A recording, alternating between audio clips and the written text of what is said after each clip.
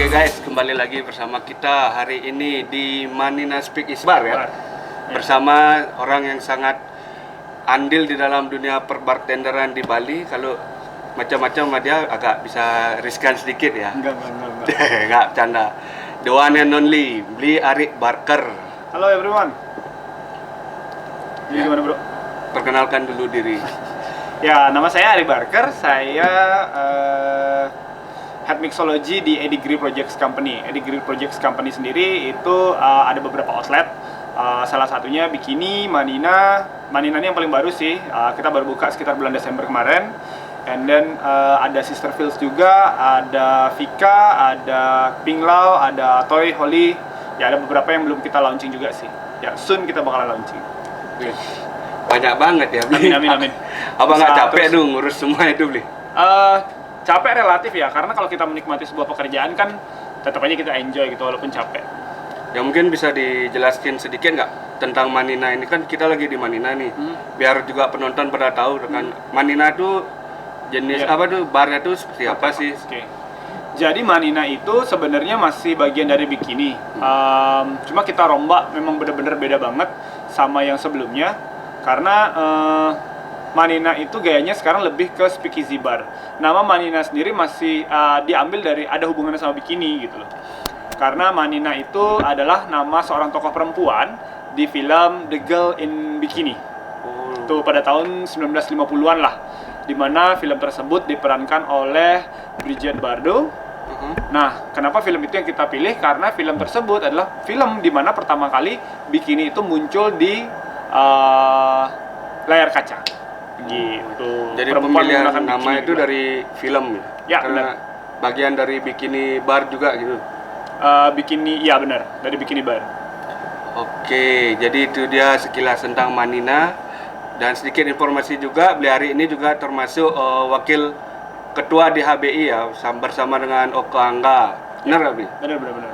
Bagaimana, Bli? Gini apa nama keadaannya sekarang, sehat-sehat? Sehat.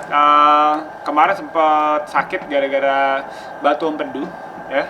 Jadi harus istirahat beberapa hari di rumah sakit. Tapi after that, astungkar bisa beraktivitas seperti normal lagi lah. Oke. So untuk pertanyaan yang pertama nih, Bli, ada kan kita kemarin ngadain Q&A nih, untuk apa nama fans setia BCC kan. Ya. Jadi ada beberapa Q&A yang masuk. Itu yang pertama tuh dari Agus Winastra, dia tuh nanya, Bli Ari, mulai dari tahun berapa sih udah masuk ke dunia bar? Oke, kalau masuk ke dunia bar ya agak jauh sih ya. Jadi ketahuan tua dong aku. Ya. Enggak, tetap muda. Tetap muda ya. Makasih loh, Andre. Tapi by the way, dulu sebenarnya aku cita-citanya adalah sebenarnya menjadi seorang waiter di kapal pesiar. Ketika SMP, ketika mau milih SMA nih, antara SMA atau SMK, aku milih, ya oke lah aku milih SMK karena aku lihat ada beberapa orang pamanku itu kerja di kapal pesiar sebagai waiter gitu, dan aku ngerasa itu pekerjaan yang keren dan menghasilkan banyak uang pada saat itu. Jadi pengen banget nih jadi waiter di kapal pesiar, dan akhirnya aku milih SMK Harapan di Sesetan untuk mulai mengasah pengetahuan tentang dunia pariwisata lah, tentang restoran dan bar. Sampai akhirnya di kelas 2 SMK waktu itu, lihatlah guru bar itu ngajarin tentang dunia bar gitu loh. Ngajarin tentang buat minuman, terus dia isi juggling, itu kok kayaknya keren banget nih pekerjaan ini gitu. Akhirnya ya udah jatuh cinta lah dari sana di tahun 2000. Jadi kalau ngomongin soal kenal bar, bener-bener yang ngelihat bar, ngelihat bartender juggling itu di 2005. Ya, 2005. Sudah mulai mengenal bar ya pada saat itu. Yang awalnya cita-cita pengen jadi seorang profesional waiter lah. Ya, benar-benar. Wih, keren banget ya. Pertama kali nih kita dapat narasumber yang memang dia cita-citanya berada di dunia hospitality. Benar. Soalnya sebelumnya narasumber kita sebelumnya tuh ada yang dari ekonomi, lulusan IPA. Banyak sih. Kalau itu kan jalan hidup kita nggak pernah tahu ya. Saya pun pikirnya juga untungnya sih lurus-lurus aja. Ada teman juga yang sekolahnya STM, jadi bartender di kapal pesiar. Ada yang begitu, ada. Berarti emang takdir hidup ya mungkin ya seperti itu. Terus jadi apa namanya pertama kali kenal bar tuh kan dari SMK, dari ngeliat gurunya meraktein how to make a drink sama juggling ya. Ya ya. Berarti pertama kali tertarik di bar tuh dari jugglingnya. Bener. Pada saat itu memang apa ya, ngeliat wih keren banget nih juggling gitu, lempar-lempar botol kayak apa ya, bener-bener ya keren gitu loh. Pokoknya behind the bar tuh sambil Ya lempar sambil botol tuh juggling keren. keren. Kayak ini pekerjaan yang seru nih gitu, ada adrenalinnya gitu. Gitu sih pada waktu itu. Dan akhirnya pada saat 2006 ya. No, bukan 2006. 2007 itu saya training. Karena SMK tuh harus training tuh. Oh iya. Saya milih untuk training di klub. Di klub. Ya, di klub. Jadi sebenarnya SMK pada saat itu nggak boleh training di klub, bolehnya tuh di restoran atau nggak di hotel. Tapi saya milih di klub. Jadi mulai kerja itu dari jam 10 malam sampai jam 4 pagi. Wih. Gitu anak SMK. Karena memang saking niatnya untuk belajar tentang dunia bar sampai akhirnya balik ke sekolah udah ngerti tentang buat minuman apa aja yang udah kita lihat gitu. Tapi masih belum masuk dunia mixology sih, waktu itu masih tetap di Flare. Masih di Flare ya. Udah banyak dong berarti mengikuti kompetisi Flare itu dulu banyak banget tuh berarti. Flare lumayan banyak. Di Bali, di Jakarta, di Batam juga pernah, skala nasional, skala internasional. Wih, keren banget itu. Ya, lumayan sih pada saat itu ya. Nah, untuk achievement terbesarnya di Flare tuh ada nggak? Misalnya pernah juara 1 pernah, juara 2 pernah, juara 3 pernah, juara 4 pernah, hampir semua pernah sih. Kalah pernah kok. Kalah pun pernah. Jadi jangan pernah ini sih, kalau itu ada pesannya juga ya, kalau misalnya kamu kalah itu suatu hal yang untuk mengingatkan kamu bahwa kamu harus tetap konsisten untuk ngelakuin itu, siapa tahu kamu nanti di next competition-nya achieve lah kompetisi tersebut. Berarti bagi Bliari menang kalah itu nggak ada artinya ya? Ada, kalau buat saya ada artinya. Ada Artinya. Men, kita latihan sampai 8 jam, 10 jam, 12 jam per hari. Kalau seandainya kamu kalah dengan orang yang lebih hebat dari kamu, buat saya fair. Buat Bliari itu fair. Ya, buat saya fair. Karena dia lebih hebat. Tapi kalau seandainya kamu kompetisi, terus kamu kalah, dan kamu ngerasa lebih baik daripada yang lain, dan orang juga merasa seperti itu nggak fair, bro. Berarti ada yang perlu ditanda-tanyakan Ya, gitu. benar. Karena kompetisi sendiri kan macam-macam ya. Kita kalau ngomongin soal rule and regulation, kita harus benar-benar baca rule and regulation ketika berkompetisi. Betul. Itu paling penting. Jadi kita lihat kayak misalnya nih, drop itu 10, berarti kita harus benar-benar main safe. Ada beberapa kompetisi yang dropnya nilainya 5 atau 1 bahkan. Kayak gitu. Jadi zamannya kita di tahun 2000-an itu, ya sekarang masih tahun 2000-an ya. Tahun 2010 2010 lah ya. Itu drop itu adalah sesuatu hal yang tabu zaman itu. Drop itu pengurangan poinnya besar, pecah apalagi. Wah. Full score itu bisa 100, pecah 1 botol 20 poin hilang. Drop itu 10 poin hilang. Bayangkan kalau kamu drop 5 kali, bro, 5 item. Setengah poinmu udah habis. Ya kalau kamu dapat full score 100. Oke. Ya kan? Dulu itu emang keras banget ya untuk Iya, keras banget, didikan supaya nggak jatuh gitu. Karena again, saat ini pun saya masih bawa itu karena apa? Ketika kamu menekuni dunia bartender pun, kalau kamu mau flare di balik bar, should be there's no mistake. Nggak boleh ada kesalahan. Jadi jangan pernah kamu flare di balik barmu kalau itu nggak gerakan yang 100%. Oke, itu Gitu. tips buat kalian semua ya. Kalau misalnya masih menggeluti dunia flare dan ingin melakukan trik-trik juggling di belakang bar tuh harus gimana, Bli? 100% Harus 100% safe. Ya. Jangan main-main itu Ya. soalnya riskan ya, Bli. Ya, riskan. Kalau bisa jadi kan kena kamu atau teman kerjamu, bahkan lebih buruk lagi bisa kena sama tamunya gitu. Itu ya, guys. Nah, itu kan berarti berapa lama itu Bli udah di flare? Flare itu let's say 2005 ya, sampai terakhir saya ikut kompetisi flare itu di 2011. Ya, benar 2011. Berarti 6 tahun ya? Ya, 6 tahun. Sekitar 6 tahun pada akhirnya hijrah ke Mixo. Mixo. Sebenarnya awal belajar Mixonya di 2010. Jadi ada masa transisi lah, 2010 ke 2011 nih. Masih flare di 2010, tapi udah mulai nih belajar tentang dunia Mixo. Awal-awal itu nggak langsung di Mixo yang benar-benar pure Mixo. Jadi lebih ke, jadi kan 2010 nih saya masuk ke salah satu perusahaan namanya W Hotel. W ya. Itu awal-awal masuk bar di situ memang benar-benar yang diajarkan adalah disiplin bar. Jadi bagaimana caranya kamu shaking, bagaimana caranya kamu steering, itu memang harus benar-benar seragam. Oke. Itu saya mikir pada saat itu karena saya orang flare, ribet banget ya buat minuman, harus seserius ini kah gitu. Padahal biasanya kalau kita flare kan buat minuman ya udahlah, yang penting gayanya keren, minumannya setengah jadi nggak jadi pun nggak apa-apa gitu, yang penting kelihatan keren dulu gitu, botolnya yang penting nggak drop dulu kayak gitu tuh. Tapi akhirnya ketika di dunia mixo ya kita harus buat minumannya benar-benar 100% juga gitu. Dan pada saat itu juga saya berpikir bahwa saya mau ngejalanin mixo sama flare berbarengan nih, masa iya nggak bisa? Ternyata nggak bisa bro. Itu pemikirannya dulu. Ya di 2010 tuh masih yang 2010-2011 tuh pengen banget nih ngejalanin mixo sama flare, masa iya nggak bisa? Banyak orang yang bilang nggak bisa, kamu kalau mau mixo aja, flare aja. Nggak mungkin. Akhirnya saya cobain, emang beneran nggak bisa. Jadi kita emang harus fokus sama salah satu jalur lah istilahnya. Kalau mau di flare ya flare aja, tekunin. Kalau emang mau di mixo aja. Ya di mixo aja.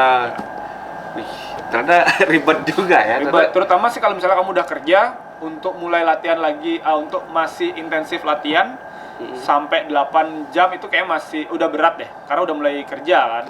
Jadi waktunya lebih banyak di kerjaan gitu.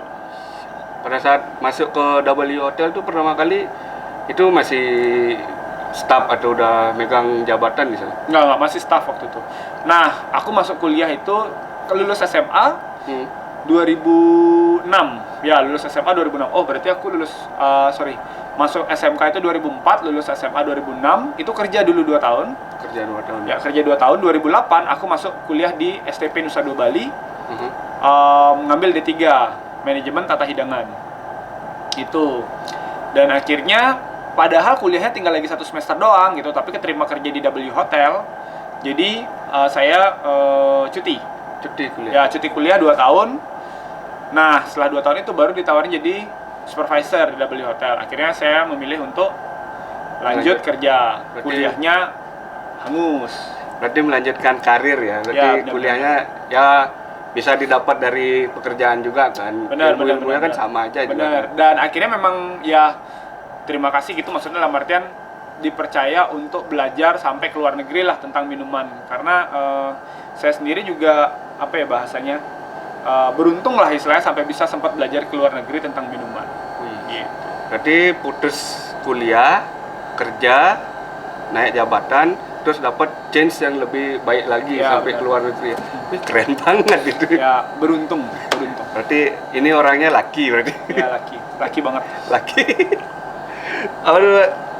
Berarti setelah itu udah naik jadi supervisor, flare udah mulai dikurangi, berarti fokus ke mixo. Ya.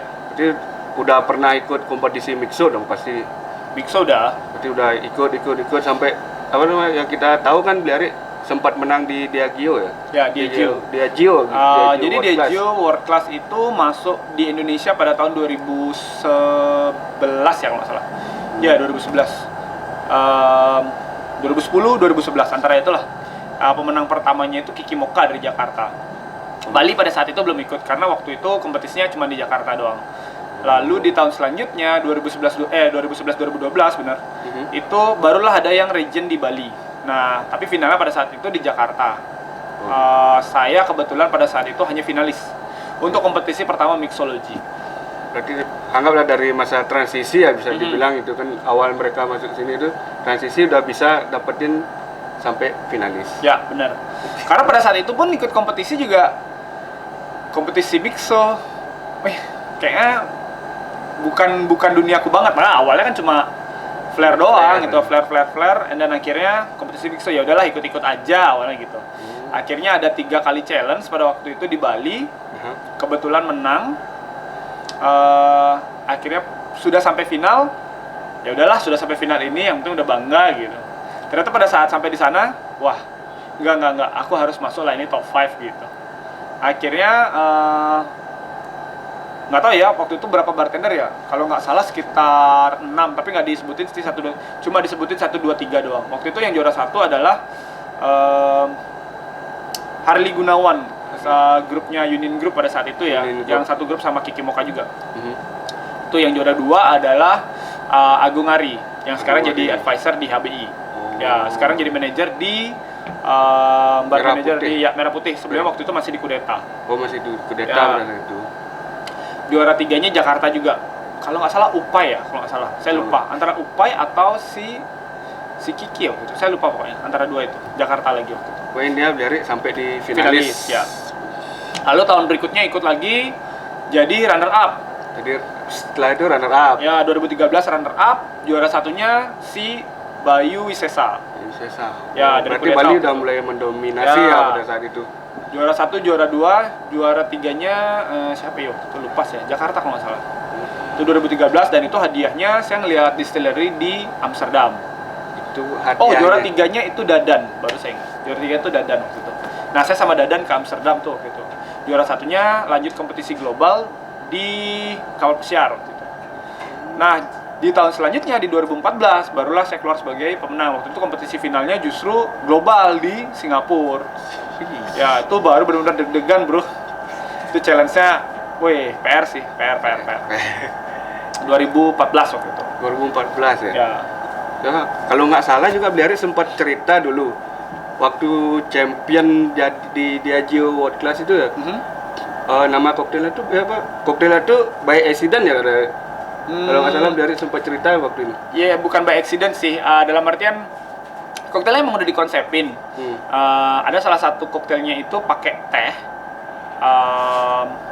Terus spiritnya yang harus dipakai adalah Blue Label, Johnny Walker Blue Label. And then saya waktu itu konsepinnya pakai teh. Jadi saya punya konsep itu adalah heritage cocktail menggunakan teh dari Indonesia gitu.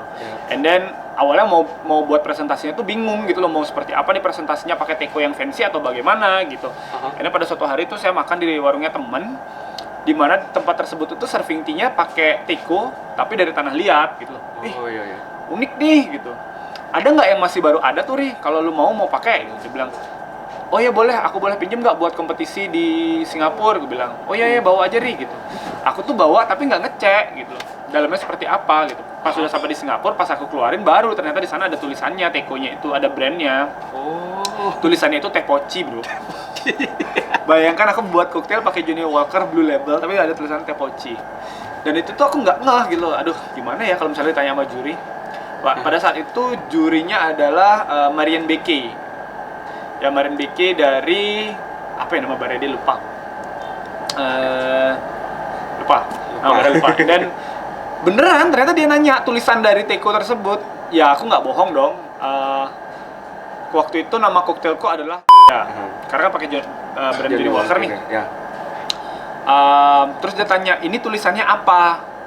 Ya, oh man. Teh poci means teh minty, poci means teapot. So it's teapot. Bilang. Oh oke. Nggak bohong dah. Ya benar juga Ya, sih. benar kan? Nggak bohong. Oh ya udah, dia langsung jalan gitu ke booth selanjutnya.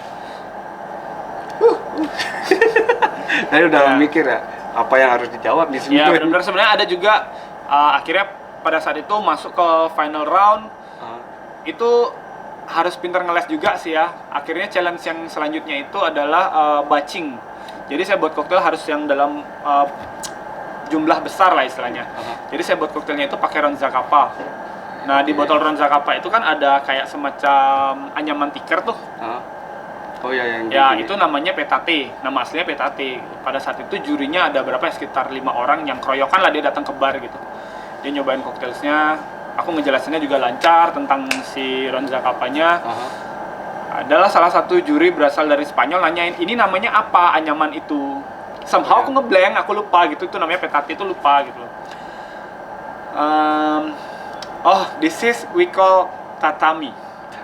Tatami itu bahasa Jepang, Bro, yang artinya tikar juga gitu. Pada saat itu salah satu jurinya kan ada 5 juri tuh. Salah satu jurinya ada Hidetsugu Ueno yang punya High Five bar di Jepang. Dia tuh karena aku nyebutin kata tatami yang bahasa Jepang gitu, dia langsung yang lagi nulis tuh tiba-tiba langsung yang, oh, in Bali we call this is tatami. Jadi ngeles lagi pada saat itu gitu loh. Oke, gitu bilang. Oke, semua juri ya untuk koktailnya juga mereka suka. So mereka cabut, terus ada representatif Diageo di Indonesia yang nyamperin, Ri, lu tadi bilang ini apa? Ini namanya waktu itu Jesse ya, orang Jeju yang ikut kita pada saat kompetisi di Singapura. Jadi lu tadi bilang ini apa? Tatami Mbak Jess. Ini nih namanya petate. Ya aku lupa Mbak Jess. Terus tatami itu bahasa apa? Itu bahasa Jepang, cuma entah kenapa aku keceplosan ngomong gitu. Berarti cepat banget ngeliat itu waktu itu berpikir ya. Harus cepat. Tuh. Itu nama koktailnya pada saat itu Above the Clouds. Above the Clouds. Ya, karena kan si Ron Zacapa sendiri dia agingnya di atas gunung. Gitu. Wih. Mau air lagi? Nanti. Jadi banyak hal-hal unik yang terjadi ya selama dalam karir ya. Dalam karirku lumayan lah, ada up and down tuh ada pasti. Tapi itu ngelihatnya keren banget. Harus pintar Mas. Siap. Terima kasih. Sama-sama. Biar gak haus. Kering ntar tenggorokan. Bener. Namanya juga cuap-cuap. Oh ya, selama pandemi ini apa aja sih proyek-proyek yang udah Kari jalanin? Apakah hanya diam di rumah atau gimana ya? Sebenarnya kalau selama pandemi ada beberapa hal yang aku kerjain juga sih ya. Kita Bikini sendiri sempat tutup dari bulan Maret sampai bulan apa itu? Akhirnya kita buka pop up Holy di daerah Canggu, mulai kerja lagi. Tapi selama pandemi ada beberapa hal yang aku kerjain juga. Salah satunya aku jualan susu pada saat itu, namanya Uyu. Sempat jualan susu. Ya, sempat jualan susu juga, susu madu ya. Jadi pemanisnya itu menggunakan madu, jadi nggak pakai gula. Tapi semenjak mulai sibuk lagi di bulan Agustus ada beberapa proyek yang aku kerjain. Mulai tuh Uyu aku tinggalin sebentar gitu sampai saat ini sih sebenarnya. Karena udah mulai ya udah mulai kerja lagi gitu. Tapi kayaknya aku bakalan ngemulai lagi deh soal bisnis Uyu ini. Mungkin aku bakalan nyari karyawan gitu untuk ngerjain itu gitu nanti. Mungkin karena lifestyle-nya sekarang hidup sehat, jadi mau bangkitin itu lagi. Benar. Jadi sambil nyelam minum air ya, karena kita juga perlu. Kenapa kalau sekalian bisa dijual gitu sambil share sama orang lain juga kan gitu. Nice business banget. Iya lah, harus. Saat pandemi gini kita harus berusaha untuk ngelakuin segala hal lah. Jangan diem aja nunggu ini selesai, nggak akan pernah selesai bro. Yang penting kita harus berusaha untuk ngerjain apa yang bisa dikerjain lah gitu. Mulai aja dulu gitu. Entah itu sedikit penghasilannya nggak masalah bro, karena kamu baru mulai gitu kan, nggak ada yang tahu suatu hari nanti jadi besar. Ada beberapa temanku malahan dia sampai buka cabang, ada yang jualan bubur jeruk tuh di mana namanya itu ya, di Jalan Gunung Agung. Dia sampai bisa buka cabang, ada temen yang usaha macam-macam gitu sampai jadi besar malahan gitu. Intinya mulai dulu meskipun belum hebat. Ya, walaupun belum hebat, kalau ada yang ngasih tahu nih, kayaknya kurang gini, mungkin bisa jadi masukan untuk membuat kamu jadi lebih baik lagi. Intinya tetap terima masukan aja ya? Iya, benar. Nice banget. Awalnya mungkin susah ya, tapi lama-kelamaan pasti terbiasa kok. Ya sih, semuanya sih pasti gitu ya. Awal tuh pasti butuh kerja keras dulu untuk memulai, setelah itu nanti kalau emang udah waktunya pasti tinggal memetik hasilnya aja. Benar. Nah itu kan dari tadi karir udah kan, dari seorang flair bartender menjadi seseorang mixologist yang mempunyai andil di dunia perbartenderan sekarang. Ya karena salah satunya mungkin karena aku memulai duluan ya. Kalau misalnya dan aku punya mendapatkan kesempatan itu gitu loh. Lagi sempat ngerasain duluan lah daripada teman-teman yang lain gitu. Itu kenapa yang mau aku share juga sama teman-teman bartender tuh, kalau ada di dunia mixology, yang nomor satu adalah disiplin sih sebenarnya. Ya di dunia manapun, flair pun demikian ya. Kamu harus disiplin latihan gitu. Kalau di dunia mixo pun begitu. Disiplin. Nah, kan waktu ini nih sempat juga kan ada kompetisi mixo nih. Waktu ini bulan lalu ya kalau nggak salah. Iya. Kompetisi mixo nih. Apa nggak pengen niat ikut gitu? Terakhir aku kompetisi itu 2000 berapa ya? 2015 ya? Untuk di mixo? Untuk di mixo, 2015 kayak aku terakhir kompetisi. Untuk ikut lagi, kayaknya enggak deh. Dan aku juga ngeliat skala kompetisinya. Oh enggak, aku terakhir kompetisi 2016 Kontru di Thailand. Ya, jadi ngawalin Indonesia waktu itu. Compete sama Asia yang lain. Oh termasuk Australia juga ikut pada saat itu 2016. Jadi kalau mau ikut kompetisi lagi, milih-milih gini apa namanya? Ya, beda-beda skalanya lah. Kompetisi ya. Jadi kalau lokalan itu enggak lah gitu. Enggak. Kalau duit aku justru enggak terlalu ngeliatin. Justru pada saat flare, kompetisi flare baru aku ngeliat duit gitu. Kalau hadiahnya gede baru ikut.